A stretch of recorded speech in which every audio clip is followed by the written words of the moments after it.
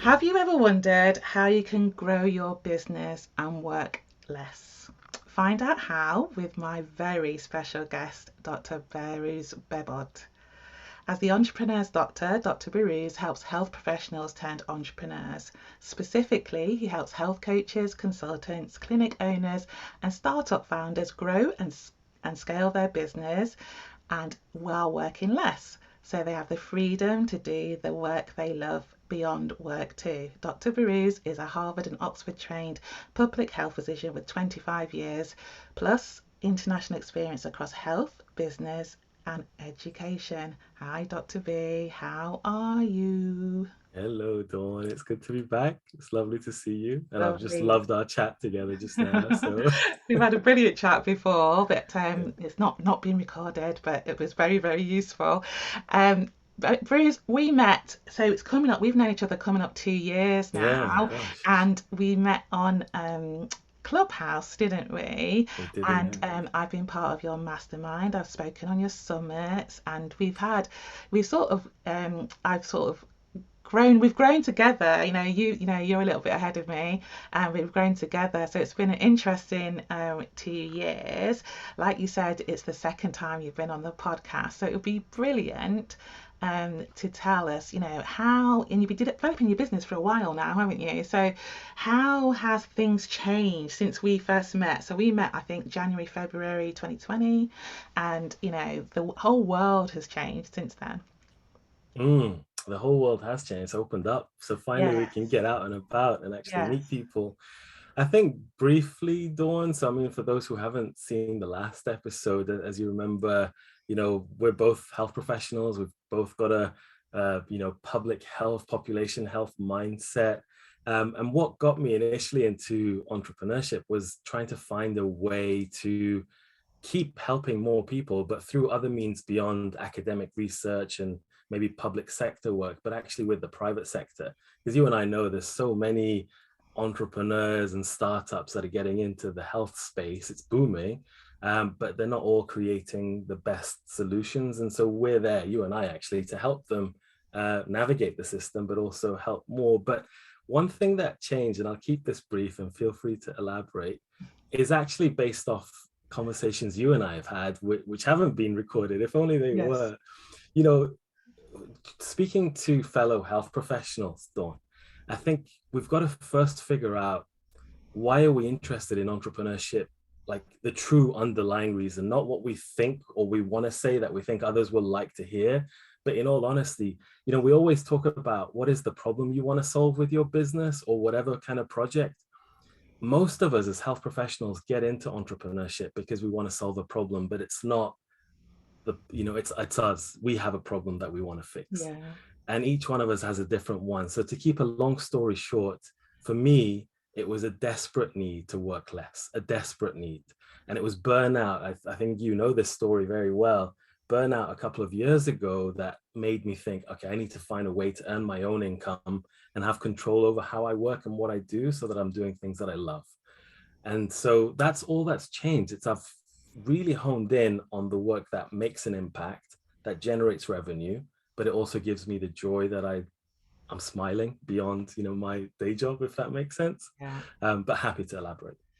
Brilliant. That is such a good story, because I think, we share some sort of like our sort of genesis of why we've come into business, and also the joy that comes through that, and having some control, doing the things that you love, doing the things that, for me, definitely, to doing the things that I would have loved to have done in my day job, and that I've got the freedom to do that, and also the authenticity and the professionalism to do that with that philosophy of public health and population health, and how we can support people to do that. Yeah. Um, what is your, I do know this, but what is the job that you do part time? So in terms of the business, the entrepreneur's doctor, or the day job? Day job. Day job, I'm a consultant in public health, so physician, basically. Yeah, brilliant. And I Yeah. think what I really like about your story is I think that was my intention when I was thinking about starting a business. I wanted to work part time. I wanted to work Mm, towards working part time and have my business alongside that. So I'm really interested about how that works in practice, and sure. also, like you said, how you can actually work less and grow the business as well. Yeah. So, why is doing less better for you and your business? So important. So I'll answer your first question first, is like, how do you actually go about working less? Hmm. It's challenging. You've got to make some sacrifices, financial ones especially. Yeah. But for me, it was a case of survival, really. Honestly, my son, when I was burning out, I was angry every single day after work. And he was only 4, I think, at the time. And he looked Hmm. at me, held my hand, is like, what the heck are you doing, Dad? Something along those lines. And so that really just made me think, I can't carry on like this. So I'll have to come down in the income and actually pay less tax as well that Yeah. way, but have that freedom now. So, for example, the way I've set it up now is, and again, I don't want to, say something that irritates people, but because it does, but I have a 4-day weekend now. It's like Friday. Lovely. I love it. I still work, and I work probably more than quite a lot of people, but I'm doing what I love and I never see it as work anymore. Yeah. So that's the first question. I hope I answered that one. You Yes, just you have to did. find it. Yes, you did. And just so you know, the health profession is in desperate need of people like us that also think outside the box. So if we can take that skill set, thinking in an entrepreneurial way, and put it into our job as an entrepreneur, I think we add value. And actually, the last thing I'll say on that one before I pivot is, working less. Actually, I feel like I'm more productive in the 3 days that I do work than I ever did working full time. People see more of a smiley face too. So that's that one. Going back to Brilliant. why working less is key. I think less is more. It really is more. And it's about being clear, but I'll share 3 reasons. So I think the first one, again, speaking to fellow health professionals who are interested or toying with the idea of entrepreneurship. The first one is us. I mean, obviously, I wouldn't be smiling. It's a hard job. You and I know this. It's a Yeah. hard job running your own business, but you smile because you love what you do. It's good for your health, it's good for your well-being, but also if you do it right, and I think most people fail at this, is setting it up at the start so you actually do generate the time freedom, which is what a lot of us are looking for rather than just more income. But Mhm. if you do it right, you get some of that freedom back. The next one is your business. I mean, I know so many entrepreneurs who are actually glorified employees of their own business. We're working inside our job, right? You're good at this. You delegate, you recruit people, but not everyone is. Yeah. Most people actually work more insane hours in their own business. And some of the people that I know, without mentioning any names, but if they listen to this, they know who they are. They have no time to work on their business to grow it. They just constantly head down, focused Mhm. on delivering services, which is wrong. Because at the end of the day, I mean, we're just throwing numbers out there, but there is this Pareto principle, right? Only about a fifth of what you do really makes the biggest impact. So focus on that. And I'll give you one nugget on that. I think if you can figure out who your ideal client is and what their transformation is, then you're home. You're home. And the last reason, apart from you and your business, is your clients. So your customers. At the end of the day, people pay more for results and they pay for speed. They don't pay for products and services. They don't pay for features. They don't pay for how many times are you going to see me every day or every week. They actually want less and they want results. So if you've got a system that actually works and you can deliver that system, give it to them in the simplest, easy to kind of swallow pill as you can, and they'll pay you more for it. I love that. That is really good. Um, I have a few follow-up questions Go for on it. that. I think, and this has been my experience, and we've talked about this a lot. I think that you know, sacrificing finance is a difficult hurdle in your head to do to actually make that jump. So I got laid off, so that Mm. actually made it easier for me. I Yeah. had the idea in my head, I got laid off, and I thought, all right, go for it. Mm. And then you have this, so I work for the NHS, girl and woman, so got a monthly pay packet every month for 35 years, and then you haven't got one. And then Yes. there's something around the psychology of that is something around mindset that you have to sort of to deal with. Then that's my thing. And Mm. I think that health professionals, you say health professionals are natural entrepreneurs, Mm. but and you also say they need a safe way to go into entrepreneurship. Maybe that knowledge, that sort of support, that mentoring to say it's going to be all right. It is a big mind shift, but the benefits are theirs. And so you're talking about the benefits being for your well-being, and Yeah. we'll talk about that in a bit, but also in the productivity, and sort of generally being happy, and generally being happier. and Mm. and also, we'll come to talk this later. It's there's a difference. I know not all health systems are the same, but say in the United Kingdom, it's the NHS, and there's a different way of working, isn't there, really? And you also say that health professionals are naturally interested in entrepreneurship, or naturally entrepreneurial, but there is a bit of a shift. So I want to talk a little bit about mindset, and sort of like how you can get yourself to that place where you it's the right thing to do, and what support you might need to do that, Yeah, actually. of course, Dawn. So first of all, just I hope you'll put this link in there, but I call it the 7 secrets. It's free. It's on YouTube already, so you don't need to Yes. even opt into anything. But on my website, if you go /7 secrets, you'll see all the 7 videos. Basically, I want to touch on 2 things related to the mindset, but then how do you turn that into strategy? Mindset is everything. So I think number one, I say we're natural entrepreneurs mainly with respect to finding and assessing what a problem is in our job, in our day Yes. job. We're very good at this, Yes. and we're good, and you know this, you've done this as well. We're good at finding the resources and the team, putting them together to resolve that problem and overcome it. What we're not necessarily good at in the NHS, it might be different in other countries, is how to monetize that Mm-hmm. process and Mm-hmm. turn it into a business. And as you Mm-hmm. know, not every idea is a business idea. Mm-hmm. It's a great Mm-hmm. idea for the health sector.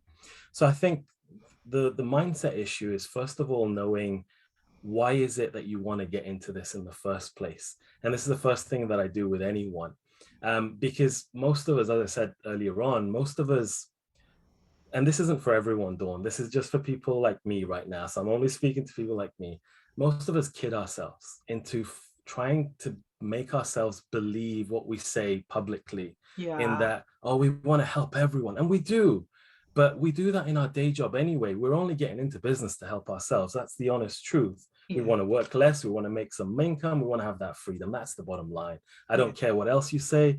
Do your day job if you want to help people clinically, Yeah. because you can do that, right? Uh-huh. So in terms of the business, most of us as health professionals, we have to be very careful. And I'm being serious right now, because I see a lot of people going through what I went through for 10 years, and I don't want to see that again. Number one is we get we don't understand what kind of business we want to get into. For me, you've been through this, you've been on my journey. I thought the startup world, the digital health, the tech startup, but you work more, you don't get paid a dime. And those who are real serial entrepreneurs will take you for a ride, right? Sweat equity, shares, pay later, you'll never get paid. I guarantee it. If you do, you're lucky, and you're one of a minuscule few. So beware, if you're going down that path, be very mindful of what you're giving up. Mm-hmm. Um, the other one is as a consultant, as an advisor, that I think you're very familiar with. And the challenge with this one is that we don't set things up in a way to, essentially we're leaving money on the table. We don't set things up in a way so that we don't work more hours. We actually work fewer hours, but actually we can potentially earn more as well. Mm-hmm. So to cut a long story short, the mindset is about knowing what is the true, if you're really honest with yourself, what is the true reason? And one of those 7 secrets asks you to go through this exercise by yourself. Um, and that's it. And I think just to one last tip on that, if I may, which kind of probably segues into your message. Is this a good time to Yes, yeah, absolutely. I think one thing, there's two things, and I'll keep it short, the other one. One thing that I've learned is that as soon as you understand what the offer is that you're giving out to people, then everything else works well. Most of us work the other way around. We think about what is the problem we want to solve, what's the business model, blah, blah, blah. Just come up with a great offer that is irresistible. Test that out multiple times with the right kinds of people, and then work backwards to see if you can backfill it. Because if the offer doesn't sell itself, good luck, right? Even if it's free, good luck. Yeah. So that's one. But I think one thing that helps master that offer in a short, sharp way, which is again this free training that I've got with Heath. I was coaching Heath, a Yes. mutual friend of ours. A mutual friend, lovely friend. So for about 45 minutes, I've put this video out there. You can watch it. I'm coaching him on his 60-second pitch. And once you can get your pitch, and I'm not talking about a startup pitch to investors, I'm talking about a pitch to your ideal customer. Yeah. Once you can get your message out to who is your ideal client, what is the pain point you're solving, and what is your offer, and especially why are you more the best person suited for this? You can say all of that, by the way, in 60 seconds. Once you can hone in on your messaging, then you know your business model, you know what you're going to sell, you know who you're going to serve, and everything else falls into place. Love that, love that, love that. And I think it's a journey, isn't it? Because I know Yeah, that it is. I have, I'm going to say struggled, although I don't want to say that, but it's something I've worked a lot on. Is like who is your ideal client and what is the offer? I love the way you've said what's the offer first, because that's something that I recently said in a coaching client to a coaching client. They told me their idea for their business, good idea, but I immediately asked them, so what's the offer? And it became very, very clear that that was something that we needed to Work on. work on, because we work with professionals, we work with people who are driven, they know what they're doing, and they have good ideas. I've never heard a bad idea yet, but actually, what will you be delivering? And there's also something about a transformation, isn't it? What are you helping? What are you solving for that person that your client is? Is the key, because people will pay for that, and that is the thing. And whatever it is, that's what you have to be really, really clear about. What are you making easier for the client, particularly in a service industry as well, which most of my clients are. So I really, really like that. And you talk about messaging, and that, I know we Mm. spoke about this before we came on air. My theory, yet to be tested, I know I'm testing it at the minute, is that for health entrepreneurs, Yeah. particularly because of the style of work that we've done and the collaborative way we've done it, we're not thinking about marketing. We're not thinking about, who's our client. I have had several clients come to me and said, I've set this business up. And I'm going, yeah, that's cool, but I've got no clients. And I'm like, and I'm now saying, which is quite rude actually, what did you expect to happen? Because, we have the idea for the business, and I did it myself. I'm a consultant.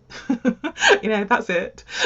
But part of the process was actually going to talk to people about what services could offer that would be useful. That was part of my process, which I talk about in Nurture Your Network, my book. And so like finding out from your network what sort of what your transferable skills are and how they could serve others. And I Yeah. think and then how do you market that? How do you let people know? Now we've both got podcasts, we write on social media, but I think that's something that's quite alien to health entrepreneurs, actually, to do that. Maybe all entrepreneurs, I don't know. What do you think? All entrepreneurs, honestly, even the serial entrepreneurs are terrible marketers. And marketing is the breadwinner, it's the Mm-hmm. rainmaker, as we say, right? So and marketing begins way before you even have an offer, by the way, and Mm-hmm. you know this. Mm-hmm. But for the benefit of our audience, I think marketing is everything. It's communication, but it's also about how it links in with your sales strategy. So honestly, I mean, I share this in the way I teach and work with my clients, but in all honesty, it's a long game. So I think if I could share maybe 2 or 3 tips, and I'll hopefully remember these. The first one is to set things up, because it takes a long time in terms of organic marketing. Yes. Content marketing is Yes. very good. What you and I are doing right now. You set things up so that you're essentially planting the seeds. right? And over time, after a year or two, they will flourish. And this is now a garden ready for people to come back to Mm-hmm. when they Mm-hmm. discover you. They'll Mm-hmm. suddenly look back at all your content and think, oh, wow. But the other added benefit is you've got to really be um, clinical in a way. So you've got to find people who've got the pain that you have to offer, Mm-hmm. and really serve them just as a health professional. Mm-hmm. Help them by talking with them, see what their real problem is. Don't try to pitch them something. Mm-hmm. Try Mm-hmm. to really understand what is their problem and see if you can help. And if not, refer them on, because you're in the business of helping people solve problems. But I'll give you an example of one thing that worked with my marketing strategy. And I've tried paid recently, adverts, I've tried Mm-hmm. organic for quite some time. But one thing that really works well is, number one, I found someone literally on one of the social media groups. We were having a chat about a problem they were having. They knocked on my door. They're like, okay, can you tell me what you would do for me? And I shared with them the 7 secrets Mm-hmm. on YouTube. They had a quick look at that. They looked at the workbook, which is it's like your book. It's very interactive and gets them to do some work with it, and it's free. So they worked on that. And then they said, now I've got this follow-up question. What can I do with this? And before I had a chat with them, I've already prepared this content for them. So I Mm-hmm. say, oh, go and have a look at this. And I sent them the clip. They had a look at that, and they had a couple more follow-up. And now they're building this element of, trusting me that, okay, Mm-hmm. I can actually potentially help them. The next thing, seriously, is just knock on your door and like, can we have a chat? And again, I have that because I prefer working with people in a personalized Mm-hmm. way, Mm-hmm. rather than just here's an on-demand course, right? Mm-hmm. Mm-hmm. So the way I work now is essentially, and this is how I would recommend most of us as health professionals to do it in the early days before you automate with a course, for Mm-hmm. example, Mm-hmm. is Mm-hmm. really understand your client, work with them one-on-one or as a group, but really offer this personalized high ticket offer where you can really solve their unique problems and be with them along the journey. And then you'll begin to see what the common issues are before you create an on-demand course. Most people go into the on-demand course the wrong way around. And I've Yeah. been there, done that. Yeah, and I have seen that, Yeah.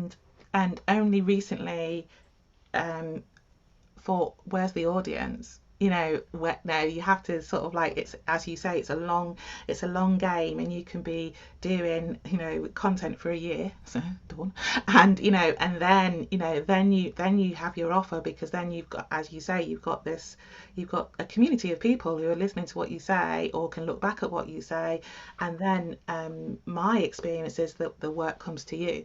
And I haven't tried advertising yet. I am going to, but I need to be really clear about that sort of like first offer before I do. That's something I'm working through at the minute.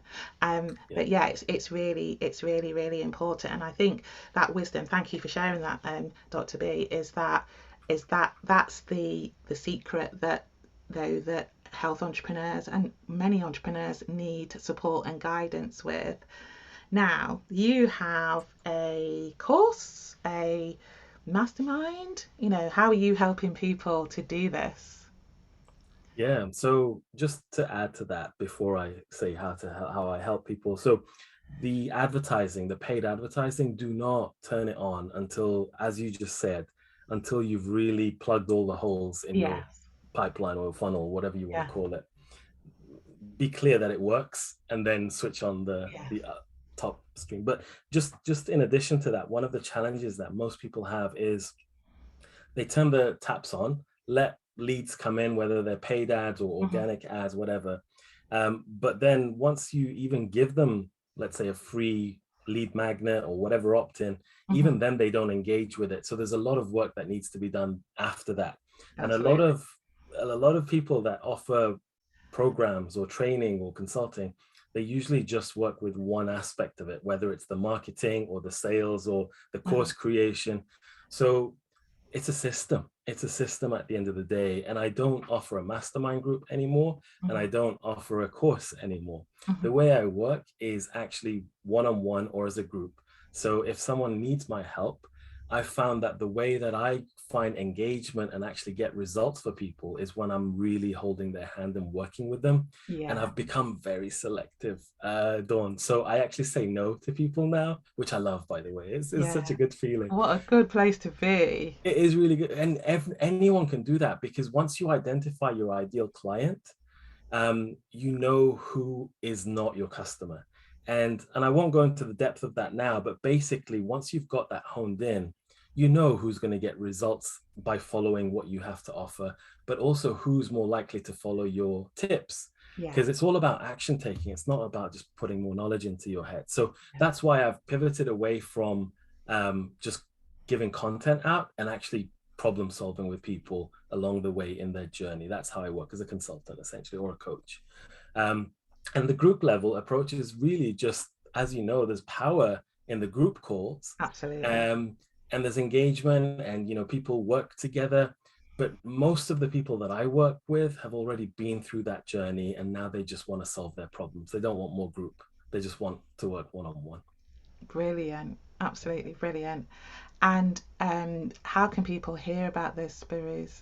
Oh, thanks, Don. So entrepreneurs.doctor. So hopefully the link is somewhere Yes, we'll here, have there, the link. everywhere. We'll have the link Um, to the 7 steps and to the so it's all on your website, isn't it's it? all there. Basically, Yeah, it's all, yeah, it's all it's there. all there. It's all there. But we'll sort of like break it down as well, so that Excellent. it's really really clear.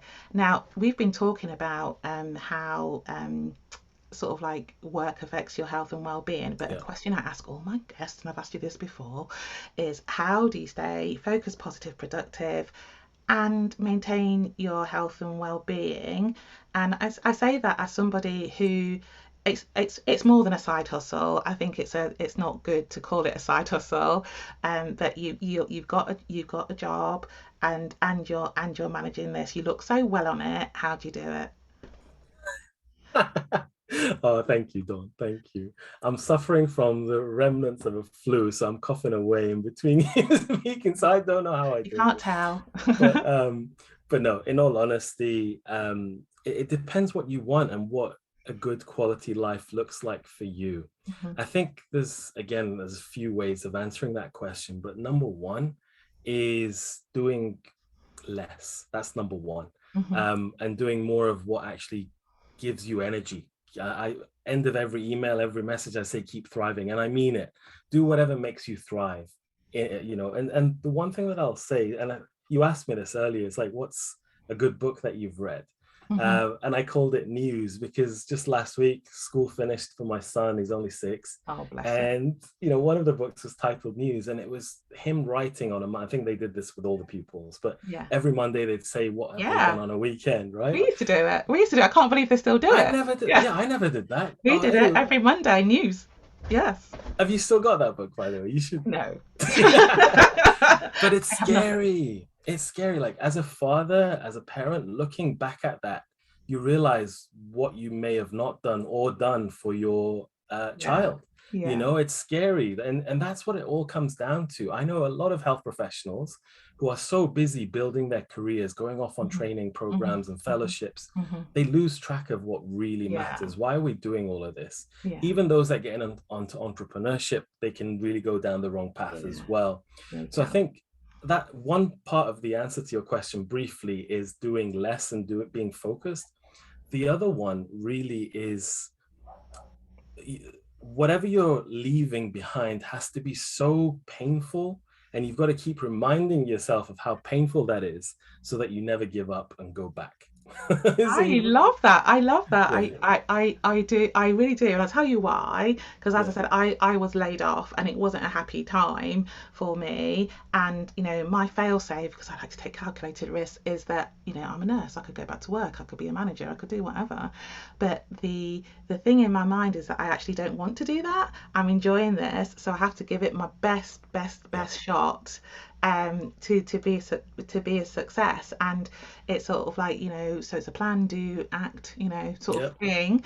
But that is, I give myself, I divide my year into 6 months, and I give myself 6 months to, if I, keep going for 6 months and then make a decision.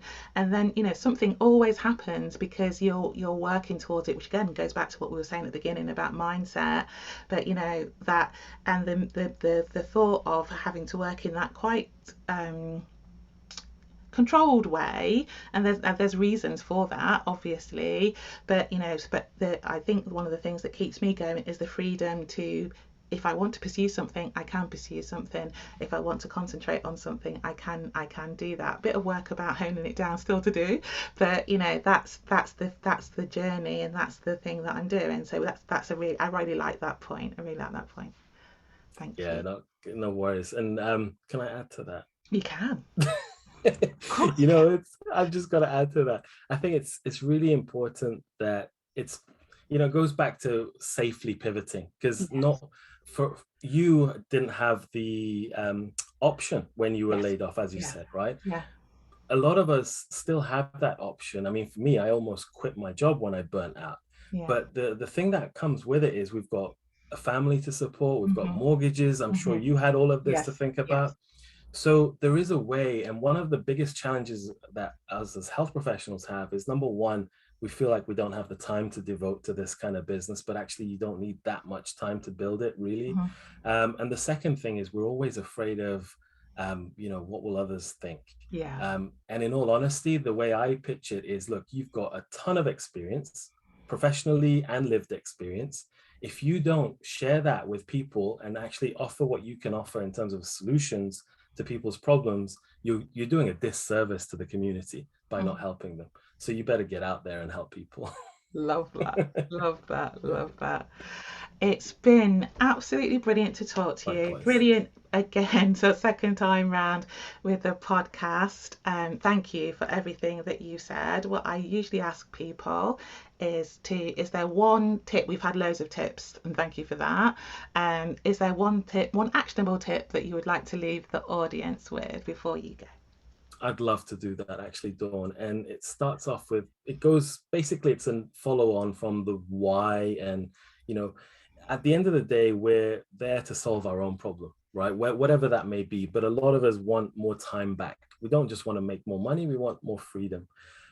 So go back and figure out, what is it that you actually love delivering in terms of doing things like you love being, talking to people, engaging with people on a podcast or elsewhere. Figure out what it is that you thrive on, and then find out who is willing to pay for what you have to offer. It's the other way around, but Mm-hmm. often we forget that actually we're building a business to treat our lives well. We're Mm-hmm. trying to enjoy ourselves, right? Mm-hmm. So figure out what you enjoy, and of those things, who's willing to pay. There'll always be someone, you just have to work hard to find them. Yeah. And then you narrow down on who the ideal client is for what you love to offer. Everything else is noise, in all honesty. Don't do it the other way, which is the traditional business way of finding problems to solve that are someone else's problem and trying to resolve them, if your goal is to build a business that treats you well. Love that. Build a business that treats you well. Thank you, Dr. Behrooz. It's been Thank brilliant as you. always. And that's it for the Dawn Jarvis show. It was a good one today. If you like what you've heard, like, share, subscribe, and let us know what you think in the comments. And I will see you soon. Take care. Bye bye.